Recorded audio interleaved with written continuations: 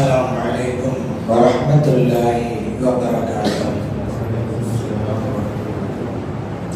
الحمد لله رب العالمين والصلاة والسلام على سيدنا محمد وعلى آله وصحبه أجمعين وما توفيقي إلا بالله لا حول ولا قوة إلا بالله العلي العظيم. سبحانك لا علم لنا إلا ما علمتنا إنك أنت العليم الحكيم. கண்ணியத்துக்குரிய பெரியோர்களே, அன்பார்ந்த சகோதரர்களே, உலகத்திலே வாழுகின்ற முஸ்லிம்கள் அனைவரும் 4 மதுஹபுகளில் ஏதாவது ஒரு மதுஹபை பின்பற்றிக் கொண்டிருக்கிறார்கள். ஷாஃபிஈ மதுஹப், ஹனஃபி மதுஹப், மாலிகி மதுஹப், ஹம்பலி மதுஹப். எந்த ஒரு நாட்டிற்கு சென்றாலும் எந்த பகுதிக்கு சென்றாலும் முஸ்லிம்கள் இந்த 4இல் ஏதாவது ஒரு மதுஹபை பின்பற்றிக் கொண்டிருப்பார்கள். இன்னொரு விஷயத்தையும் நாம் அறிந்து கொண்டால் நல்லது. இஸ்லாத்தினுடைய சட்டங்களின் அடிப்படைகள் 4 உண்டு. ஒன்று குர்ஆன், இன்னொன்று ஹதீஸ், இன்னொன்று இஜ்மா, இன்னொன்று கியாஸ். 4. இந்த 4 வைத்துத்தான் இமாம்கள் நமக்கு சட்டங்களை தொகுத்து வழங்கிக் கொண்டிருக்கிறார்கள். முதலாவதாக குர்ஆன். குர்ஆனை பின்பற்ற வேண்டும். இறைவன் குர்ஆனிலே யா அய்யுஹல்லதீன ஆமனு அத்தீஉல்லாஹ், அல்லாஹ்வுக்கு நீங்கள் வழிபட்டு நடங்கள் என்று சொல்லி காட்டுகிறான். குர்ஆனை பின்பற்ற வேண்டும். அதே போல ஹதீஸையும் பின்பற்றி நடக்க வேண்டும். வ அத்தீஉர் ரசூல் என்று இறைவன் சொன்னான்.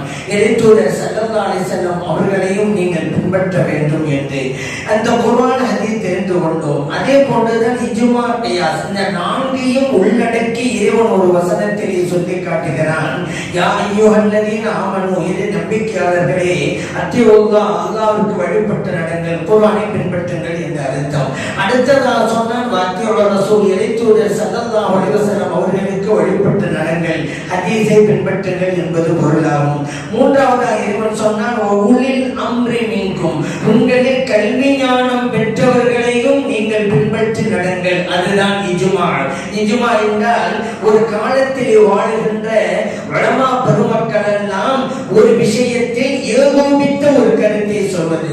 அது சஹாபா பெருமக்கள் காலமாக இருந்தாலும் சரிதான். நபி ஸல்லல்லாஹு அலைஹி வஸல்லம் அவர்கள் இல்லாத, அவருடைய காலத்திலே இல்லாத ஏதோ ஒரு சப்ஜெக்ட், புதிய விவரம் சஹாபா பெருமக்களுக்கு மத்தியிலே ஏற்பட்டால் இதுதான் இதற்குண்டான தீர்வு என்று சஹாபா பெருமக்கள் அத்தனை பேரும் முடிவெடுத்து விட்டால் அதற்கு பெயர் தான் இஜ்மா. காரணம், அத்தனை பேரும் ஏகோபித்த ஒரு கருத்திலே இருக்கிறார்கள் என்பதாகும்.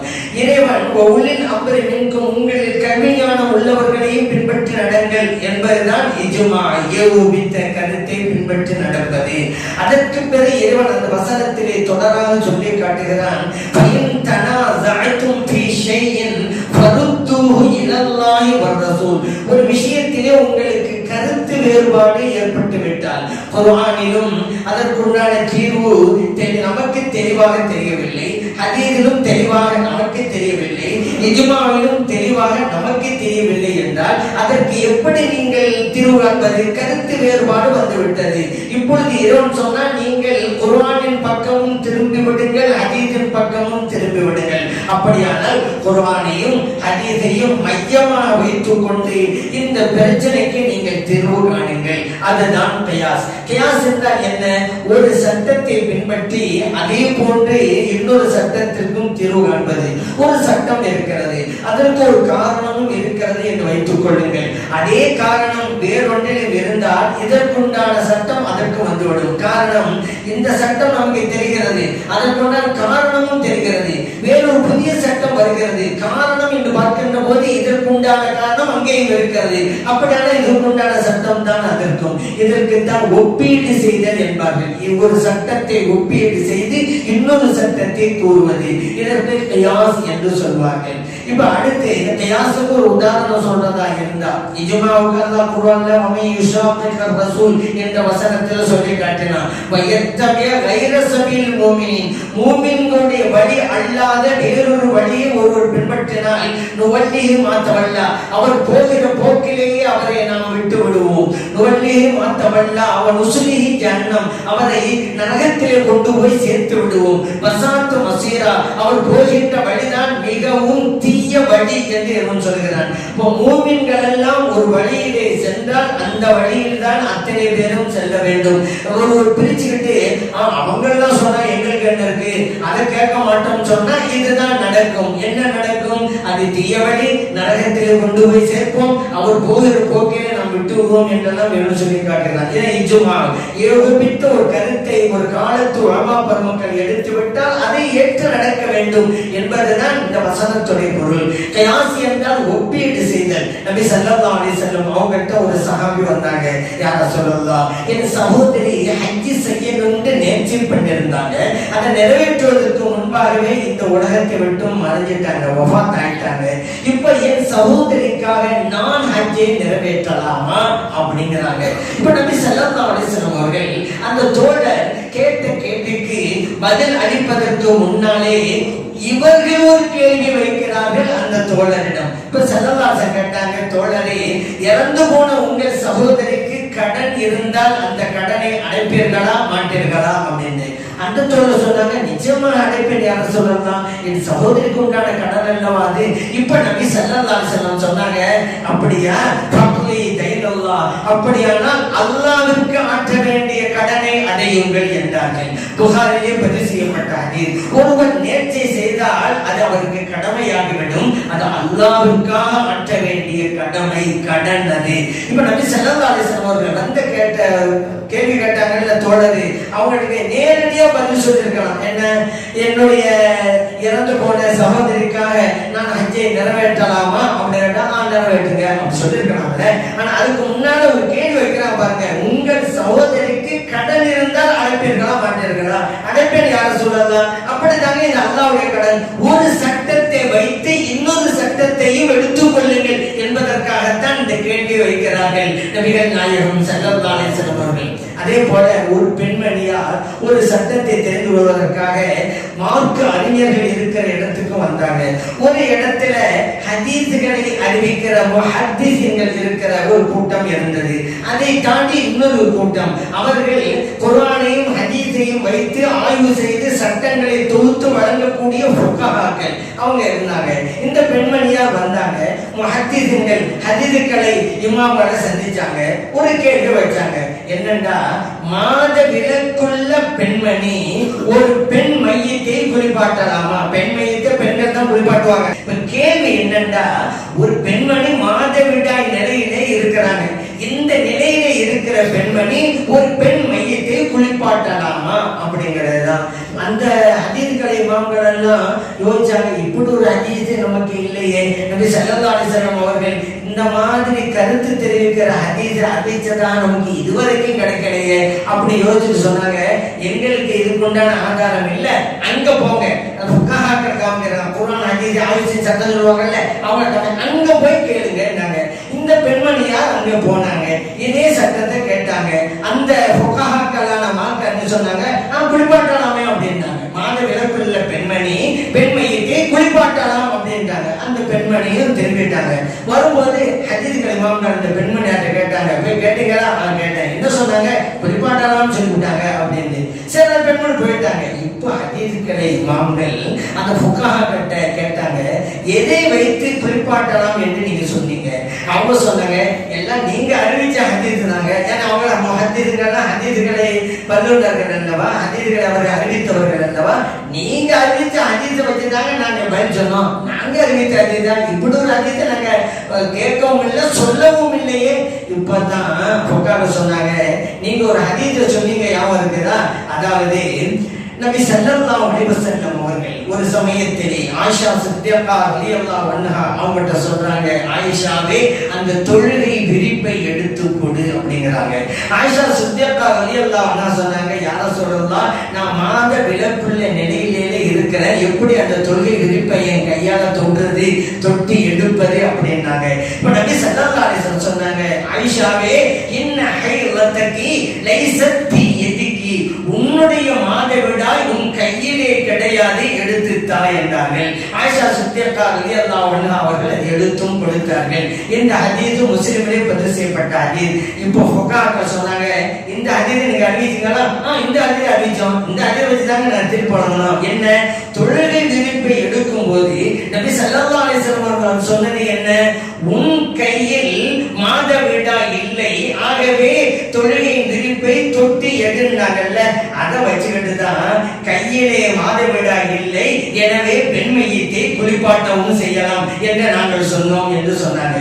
ஒரு ஹதீஸிலே வருகிற கருத்தை வைத்து இன்னொரு சட்டத்திற்கு தீர்வு காண்பது, இதற்குத்தான் கியாஸ் அப்படின்னு சொல்லுவாங்க.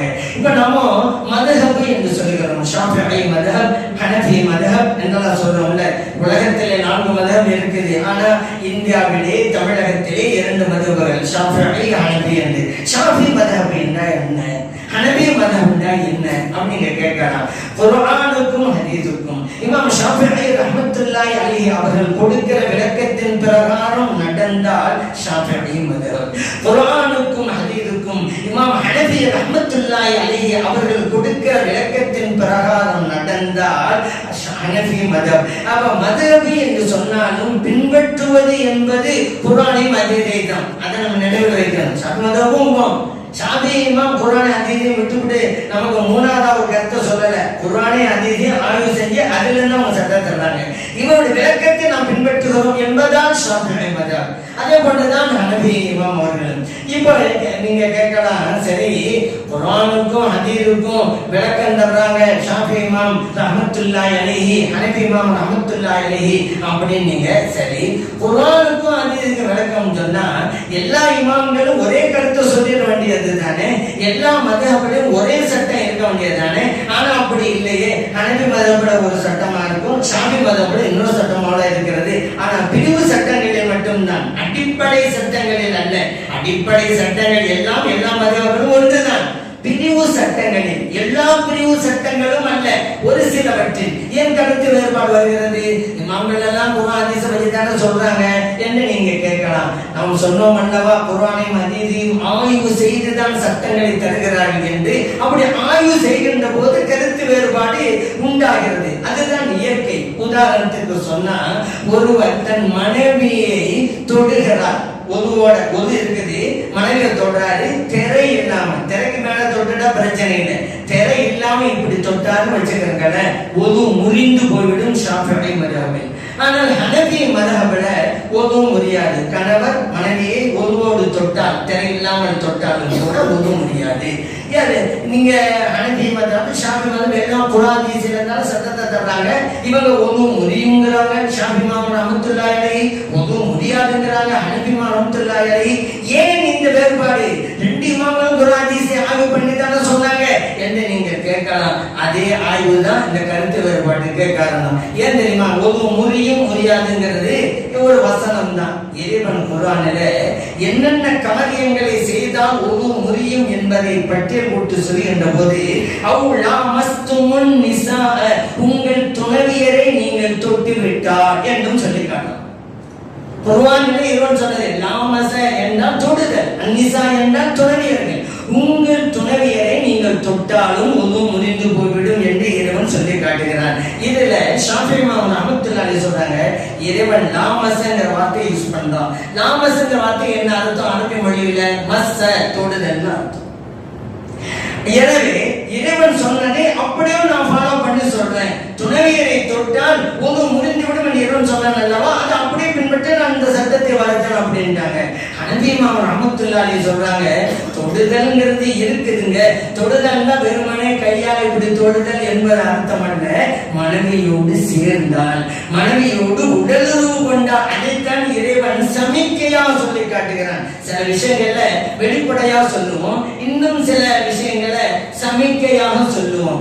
இறைவன் இங்கே சமிக்கையா சொல்லி காட்டுகிறான், உங்கள் துணைவியரை தொட்டால். இப்படி தொடுதல் கருத்து அல்லது, நீங்கள் துணைவியரோடு உடலுறவு கொண்டாலும் ஒது முடிந்து போய்விடும் என்பதற்காக இறைவன் சொன்னதுதான். சரி, இப்படி அவங்க சொல்லும் பொழுது சும்மா சொல்லல, ஆதாரத்தோடு சொல்றாங்க. கேட்டீங்க அப்படின்னா, மஸ்ஸ தொடுதல்ங்கிற மீனிங் இறைவன் குர்ஆனிலே வேறு இடங்களில் எல்லாம் உடலுறவு என்கின்ற பொருளுக்கு உபயோகித்திருக்கிறான். ஒரு இடத்துல இறைவன் சொன்னான், மின் கபலி அன் தமஸ்ஸுஹுன்ன, உங்கள்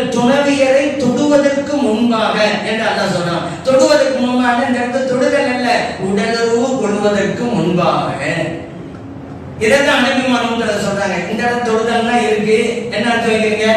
ஷாஃபி மதஹபை சார்ந்த இமாம்கள் கூட உடலுங்கிற அர்த்தத்தை தான் வைக்கிறாங்க.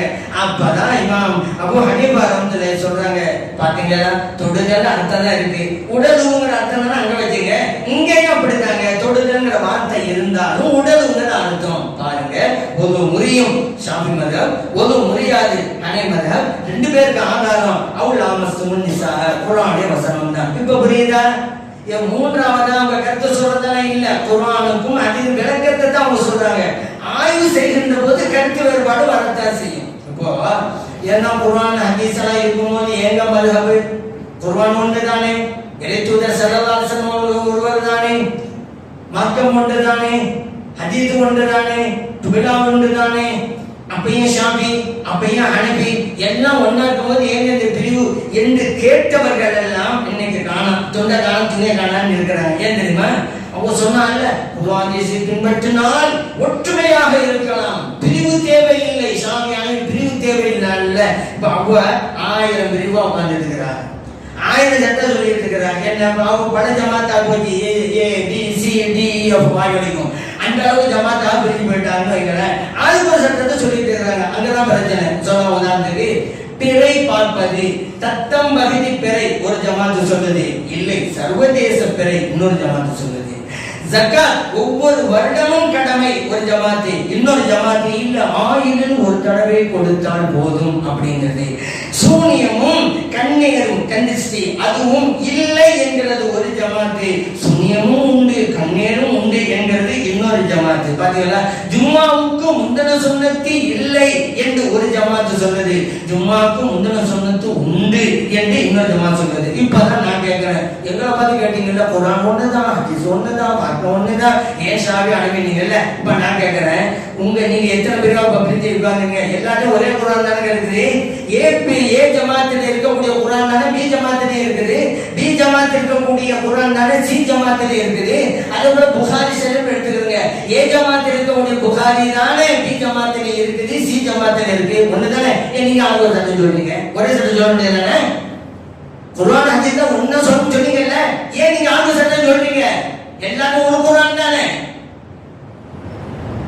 ஆய்வு செய்தால் ஆய்வு வரும்போது கருத்து வேறுபாடு வரும். ஆனா முன்னால் ஒரு கேள்வியை எல்லாம் கேட்டுக்கிட்டு இருந்தாங்க, ஆனா இப்ப கேட்கறது இல்லை. ஏன்னா கேட்டாக்கா இதே கேள்வி அவங்கள பார்த்து திரும்புது, அதனால அதெல்லாம் இப்ப கேட்கறது இல்லை. இன்னொரு விஷயம் என்னன்னு கேட்டா, ஒரு சில பேர் கேட்கலாம், ஏங்க குர்ஆன் இருக்கிறது, ஹதீஸ் இருக்கிறது, அப்படி இருக்க மதுஹபியே குர்ஆனையும் ஹதீஸையும் பின்பற்றி விடலாமே? இந்த கேள்வியே தவறானது என்கிறேன். ஏன்னா குர்ஆன் இருக்கு, ஹதீஸ் இருக்கிறது, பின்பற்ற வேண்டியது, மதுஹபை பின்பற்ற தேவையில்லைன்னா இந்த கேள்வியில என்ன ஒரு அர்த்தம் இருக்குன்னு சொன்னா, குர்ஆன் ஹதீஸ் பின்பற்றுங்கிறது ஒண்ணு, மதுஹபை பின்பற்றுறது வேற ஒண்ணு, அப்படி மாதிரி வருது. கேள்வியே தவறு. ஏன் தெரியுமா? மதுஹபை பின்பற்றுவது என்றாலே குர்ஆனை தான் பின்பற்றுகிறோம், மதுஹபை பின்பற்றுவது என்றாலே ஹதீஸை தான் பின்பற்றுகிறோம். அந்த குர்ஆனுக்கும் ஹதீஸுக்கும் விளக்கம் இமாம்களுடைய தவிர இருக்கிற சட்டங்கள் குர்ஆன் தான். ஆனா இந்த கேள்வியை கேட்கக்கூடாது, குர்ஆனும் ஹதீஸ் இருக்கும்போது மதுஹப் எங்கன்னு கேட்கக்கூடாது. மதுஹப் என்பது குர்ஆனை விளக்கம், ஹதீஸை விளக்கம், அதை ஏன் வச்சுக்கணும்? சரி, அடுத்ததாக இப்போ இவர்கள் எல்லாம் இந்த விளக்கம் எல்லாம் தேவையில்லை, ஏன் இமாம்களை பின்பற்றணும்? நாமே குர்ஆனை படிக்கலாமே, நாமே ஹதீஸை படிக்கலாமே, இப்பதான் தமிழ் மொழியில எல்லாம் வந்துருச்சுல, படிச்சு பின்பற்றலாமே என்று சும்மா தத்துவத்துக்காக பேசுவாங்களே தவிர நடைமுறைக்கு சாத்தியமா? விவாதத்துக்கு சொல்லலாம், குர்ஆன் லேசு அப்படின்னு, குர்ஆன் லேசு அப்படிங்கறத நம்ம வசனங்களை காட்டி பதில் சொல்லுங்க அப்படின்னா பதில் சொல்ல முடியலன்னு வைங்க, அது ஒரு விஷயம். சரி, இப்ப என்னன்னா எல்லாராலும் எல்லாவற்றையும் புரிந்து கொள்ள முடியாது, அதுக்காக குர்ஆனையே புரிந்து கொள்ள முடியாது அப்படிங்கறதல்ல, எளிதாக புரிந்து கொள்ளக்கூடிய வசனங்களும் உண்டு, விளக்கினால்தான் விளங்க முடியும் என்கின்ற வசனங்களும் உண்டு. தாலிகல் கிதாப் லா ரைப ஃபீஹ் ஹுதல் லில் முத்தகீன், இந்த வேதம் எந்த சந்தேகமும் இல்லை, இறைச்சம் உள்ளவர்களுக்கு நேர்வழி காட்டும் இருக்குது. இது புரியாதா? இது புரியும். அதற்காக வேண்டி எல்லாமே புரியுமா? இப்போ உதாரணத்தை கேட்கிறேன், மன் கான ஃபீ ஹாதிஹி அஅமா ஃபஹுவ ஃபில் ஆகிரத்தி அஅமா. அல்லாஹ் சொல்றான், இந்த உலகத்தில் யாரெல்லாம் குருடராக இருந்தாலும் அவர் மறு உலகத்திலும் குருடராகத்தான் இருப்பார். அப்படி அப்படின்னா இப்ப கண் தெரியாதவங்க எல்லாம் நல்ல முஸ்லிம்களா இருக்கிறாங்களே, அவங்க குருடா இருக்காங்க, மறுமையா குருடா தான் இருப்பாங்க. அவங்க சஹாபா பெருமக்கள் எல்லாம் குருடா இருக்கிறாங்களே, அப்துல்லா இப்னு உம்மி மக்தூம் ரலியல்லாஹு அன்ஹு கண் தெரியாத சஹாபி, இவர்கள் எல்லாம் மறுமையில கண் தெரியாம தான் இருப்பாங்களா? இறை மறுப்பாளர்களுக்கு கண்ணாடியே போடாம கூரிய பார்வை இருக்குது, மறுமையில அழகான பார்வையோடு வந்து இருப்பாங்களா? இறைவன் சொல்றது அப்படித்தான். இந்த உலகத்தில் குருடா, மறு உலகத்தில் குருடுங்கிறான். எப்படி புரியணும்ல? இந்த உலகத்தில் சத்தியத்தை உணராமல் குருடாக இருந்தால், பார்க்க வேண்டியதை பார்க்காமல் இருந்தால் அதுவும் குருட்டுத்தன்மை தான். இந்த குருட்டுத்தன்மை உள்ளவர்கள் இந்த உலகத்தில் மறு உலகத்திலே உண்மையிலேயே கண் தெரியாத குருடர்களாக இருப்பார்கள் என்றுதான் அல்லாஹ் சொல்லி காட்டும். இப்படி யாயுல்லதீன ஆமனு இதா குன்தும் இலா ஸலாத்தி ஃபக்ஸிலு wujuhakum அல்லாஹ் சொல்றான், இறை நம்பிக்கையாளர்களே, தொழுகைக்கு நீங்கள் நின்று விட்டால் உங்கள் முகத்தை கழுவுங்கள், கையை கழுவுங்கள், தலைக்கு மசாஜ் ஒது செய்யுங்கங்கற அல்லாஹ் குர்ஆன்ல. எங்க எப்பமா தொழுகைக்கு நீங்க நின்று விட்டால், இந்த வசனங்கள் ஒரு ஆள் நான் தமிழ்ல படிச்சேன் அப்படின்னு சொல்லிவிட்டு அவங்க ஒரு பக்கெட் தண்ணியோட பஜாசூல்ல வர்றாரு. ஏங்க வரீங்க பஜாசூல்ல தண்ணியோட? அல்லாஹ் குர்ஆன்ல தொழுகைக்கு நின்றுட்டா தானே ஒது செய்ய சொல்றான், அதனாலதான் அவங்க வர்றாங்க. பஜாசூல்ல தனியா பெருமை இப்படி இருந்தா அங்கே தொழுகைக்கு நின்றால் என்ன பொருள்? தொழுகைக்கு நிற்க ஆயத்தமானார். அதான் விவரம் தெரிஞ்ச மட்டும் கேட்கல, நானே படிச்சுட்டு போக கூடாது. உறுதி வருகிற வரைக்கும் அல்லாஹ்வை தொழு, வணங்கு. ஒரு ஆள் சொன்னாரு படிச்சு விட்டு, எனக்கு இப்ப உறுதி எல்லாம் வந்துருச்சு, அதனால என்ன வணங்க தேவைங்கிறாரு. ஏன்னா அல்லாஹ் குர்ஆன்ல உறுதி வர வரைக்கும் வணங்க சொல்றான், எனக்கு உறுதி எல்லாம் வந்துருச்சுங்களா அப்படின்ட்டாரு. அதான் அர்த்தவங்க எகைன் என்றால் மௌத்து வருகின்ற வரைக்கும் நீ இறைவனை தொழு. இதெல்லாம் எப்படி தெரிந்து கொள்வது? விவரம் அறிந்தவர்களிடம் கேட்டு தெரிந்து கொள்ள வேண்டும். நானே படிப்பேன், நானே புரிவேன், அதெல்லாம் காரியம் நடக்காது. ஒண்ணுவான அரபி மொழி பேசக்கூடியவர்கள் சஹாபா பெருமக்கள், அரபி மொழியை தாய்மொழியாக கொண்டவர்கள் அந்த சஹாபா பெருமக்கள், அவர்களுக்கே இந்த குர்ஆனுடைய சில வசனங்கள் நேரடியாக வழங்கலுங்க. நபி ஸல்லல்லாஹு அலைஹி வஸல்லம் அவங்க தாங்க சொல்லி கொடுத்தாங்க. அல்லாஹ் குர்ஆன்ல நோன்பு காலத்துல சஹருக்கு சாப்பிடுறோம்ல, எது வரைக்கும் சாப்பிடலாங்கிற சட்டத்தை சொல்லும்போது குலு வஷரபு ஹத்தா யதபய்யன லக்குமுல் ஹைத்துல் அபியதி மினல் ஹைத்தில் அஸ்வதி அப்படிங்கறான். உண்ணுங்கள், பருகுங்கள், கருப்பு கயிறிலிருந்து வெள்ளை கயிறு தெரிகின்ற வரைக்கும் நீங்க சாப்பிடலாம், குடிக்கலாம் அப்படின்ட்டான். ஒரு சஹாபி இந்த வசனத்தை படிச்சுட்டு வெள்ளை கயிறு ஒண்ணு, கருப்பு கயிறு ஒண்ணு எடுத்து தலையணைக்கு கீழே வச்சுட்டாங்க. காலை வரைக்கும் ஒண்ணுமே புரியல, கயிறு கயிறாதான் இருக்குது, ஒண்ணுமே புரியல. அடுத்த நாள் நபி ஸல்லல்லாஹு அலைஹி வஸல்லம் வந்து யார சொல்லலாம், அல்லாஹ் சொன்னா கருப்பு கயிறிலிருந்து வெள்ளை கயிறு தெரிகின்ற வரைக்கும் உண்ணலாம் பருகலான்னு. நானும் 2 கயிறை தலையணைக்கு கீழே தான் வச்சேன், ஒண்ணுமே புரியலையே யார சொல்லலாம். நபி ஸல்லல்லாஹு அலைஹி வஸல்லம் சிரிச்சாங்க. உங்களுடைய தலையணை அவ்வளவு பெரியதா என்று கேட்டாங்க. ஏன் தெரியுமா? அதுக்கு விளக்கம் சொன்னாங்க பாருங்க நபி ஸல்லல்லாஹு அலைஹி வஸல்லம் அவர்கள். இறைவன் வெள்ளை கயிறு என்று சொன்னால என்ன தெரியுமா? பயாதுன் நஹார், பகலின் வெளிச்சம் அப்படின்னு அர்த்தம். கருப்பு கயிறு இறைவன் சொன்னால சவாதுல் லைல், இரவினுடைய இருட்டு என்பது அது பொருள். அப்படின்னா என்ன அர்த்தம்? இரவினுடைய இருள் அகன்று வைகரை வெளிச்சம் தெரிகிற வரைக்கும் நீங்க உண்ணலாம், பருகலாம். அதான் சுபுடைய நேரம், ஃபஜ்ருடைய நேரம். இருள் அகன்று விடுகிறது, வைகரை ஆரம்பித்து விடுகிறது, சுபுடைய நேரம். அது வரைக்கும் அந்த கருத்துல இறைவன் சொன்னாங்க. அதனாலதான் ஸல்லல்லாஹு அலைஹி வஸல்லம் சிரிச்சு சொன்னாங்க, உங்க தலையை அவ்வளவு பெருசாண்டு. ஏன்னா கருப்பு கயிறுண்டா என்ன அர்த்தம்? இரவுடைய இருட்டு. நான் தலையணைக்கு கீழே வச்சேன் கருப்பு கயிறுன்னு சொன்னா உலகத்தில் இருக்கிற எல்லா இருட்டையும் அந்த தலையணை கீழே வைக்க முடியுமா? அதே போல வெள்ளை கயிறு வச்சா, வெள்ளை கயிறா, வெள்ளை கயிறுன்னு சொன்னா பகலுடைய வெளிச்சம், உலகத்துல எவ்வளவோ வெளிச்சம் இருக்கு, அவ்வளவு கொண்டு வந்து தலையணைக்கு கீழே வைக்க முடியுமா? அதை செஞ்சா உங்க தலையை அவ்வளவு பெருசாங்க என்று நபி ஸல்லல்லாஹு அலைஹி வஸல்லம் கேட்டாங்க. அப்போ அரபி மொழியை தாய்மொழியாக கொண்ட அந்த தோழர் கூட அந்த வசனத்துடைய உண்மை பொருள் என்னவென்று தெரியாமல் இறைத்தூதர் ஸல்லல்லாஹு அலைஹி வஸல்லம் அவர்களிடம் தானே கேட்டு தெரிஞ்சுக்கிட்டாங்க. அரபி மொழியுடைய வாசனையே இல்லாதவர்கள் எல்லாம் நான் தர்ஜமா படிச்சுட்டேன், இமாம்கள் தேவையில்லை, நானே புரிஞ்சுக்கிடுவேன், நானே நடப்பேன். என்ன அர்த்தம் இது? சொல்றதுக்கு தான், கேட்கறதே நல்லா இருக்கும், யதார்த்தத்துக்கு வருத்தோம்னா இப்படி சொல்லக்கூடியவர்கள்ட்ட 5 நேர தொழுகையினுடைய ரக்காத்துக்கு ஆதாரம் என்ன? சுபுக்கு 2, லுஹருக்கு 4, அஸருக்கு 4, மக்ரிபுக்கு 3, இஷாவுக்கு 4.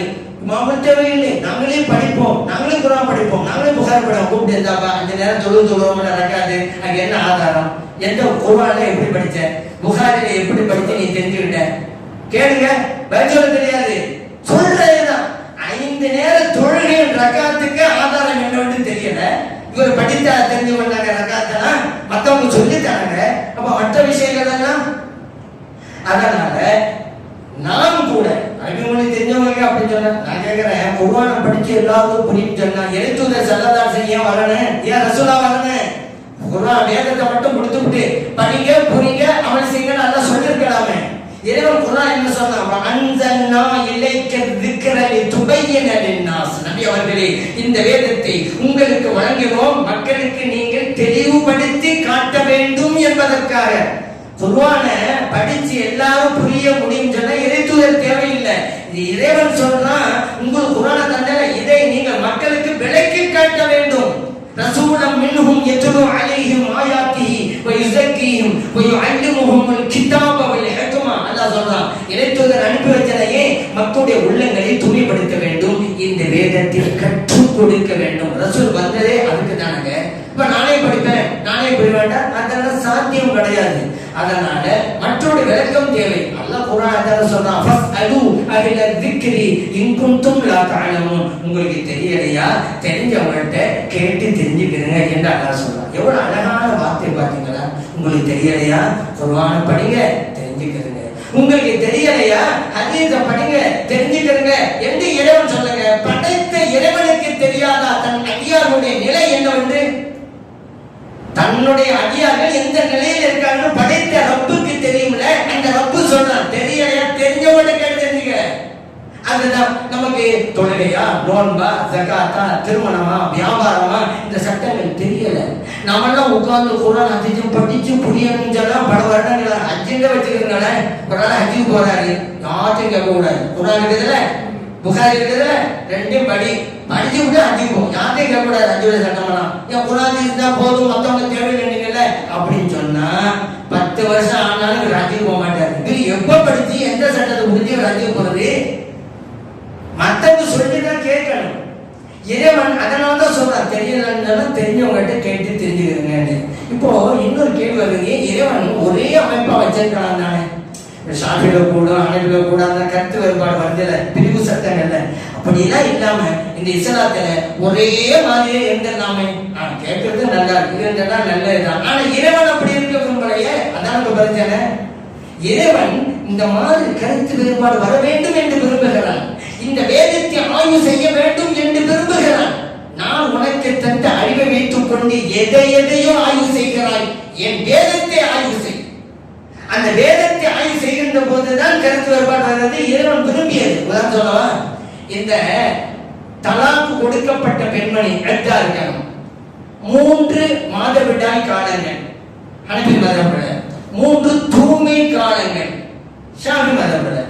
ஏங்க இப்ப நீங்களே கேட்கலாம், ஏங்க குர்ஆன்ல ஒண்ணா தானே இருக்கு, ஏன் ஷாஃபி மாம் இப்படி ஹனபி மாம் இப்படி? என்ன தெரியுமா காரணம்?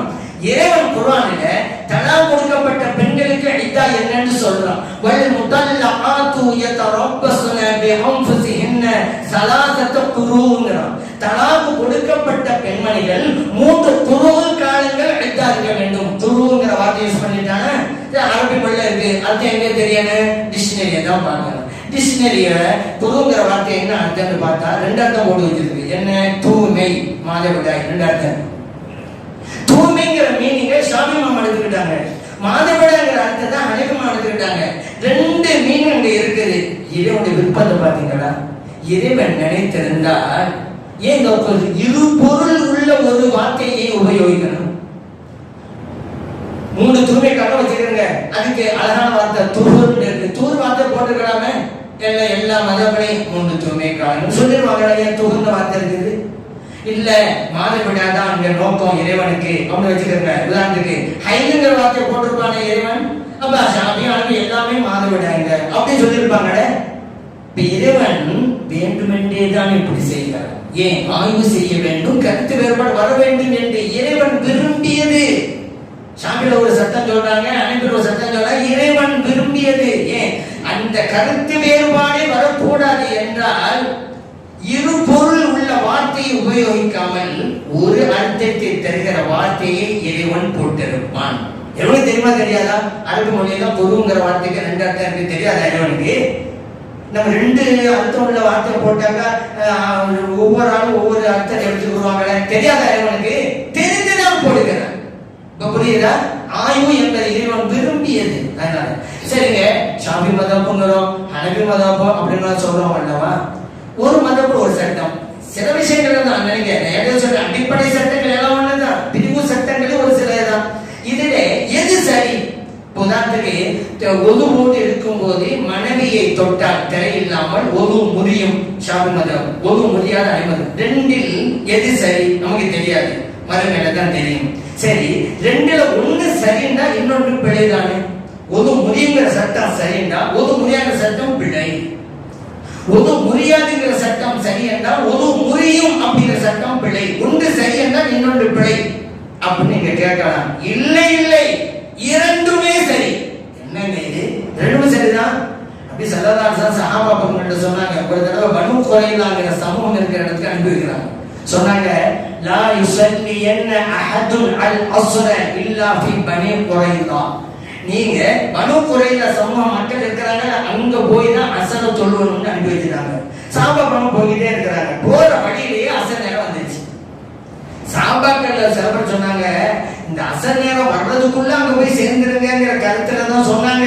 நமக்கு அந்த மாதிரி போக முடியல, இப்ப அசர் விட்டு வந்துருச்சு, இங்கேயே தொழுதுருவோம் அப்படின்னு சொல்றாங்க. ஆனா இன்னும் சில சஹாபாக்கள் மட்டும் எந்த நோக்கம் அதெல்லாம் இப்ப வேணாம். ஸல்லல்லாஹு சொன்னது என்ன? பனு குறைலா இடத்துக்கு போய் தான் அசர தொழுவணும். இப்ப நேரம் வந்தாலும் சரிதான், நாங்க அங்க போய் தான் தொழுவோம். அப்படி செஞ்சாங்க. இப்போ சொன்ன வாசகம் உண்டு. என்ன? பனு குறைலா சமம் இருக்கிற இடத்திற்கு சென்றுதான் அசர தொழ வேண்டும். வாசகம் ஒன்று, புரிந்து கொள்ளுதல் 2. இந்த நோக்கத்தை சொன்னாங்க, அங்க தொழுதாங்க. இல்ல இல்ல அங்கதான் தொழுவாங்க. 2 வகையா புரிஞ்சாங்கல்ல. எங்க ஸல்லல்லாஹு சந்திக்கும் போது நடந்ததை சொல்றாங்க. யார சொல்லலாம்? இப்படி ஒரு நிலை ஏற்பட்டது, 2 வகையாவும் செஞ்சோம் அப்படின்னாங்க. நபி ஸல்லல்லாஹு அலைஹி வஸல்லம் அவர்கள் சொன்னாங்க, நீங்க இருவர் செய்ததும் சரி அப்படின்னாங்க. புகாரில் பதிவு செய்யப்பட்டாது. வாசகம் ஒன்று, புரிந்து கொள்ளுதல் 2. இப்போ நம்ம நினைக்க கூடாது ஒன்று சரி என்றால் இன்னொன்று பிழை, அப்படி நினைக்க தேவையில்லை. நபி ஸல்லல்லாஹு அலைஹி வஸல்லம் அவங்க 2 வகையா புரிஞ்சாங்கல்ல. இவர்கள் புரிந்தது சரி, அவர்கள் புரிந்ததுதான் சரியில்லை சொன்னாங்களா?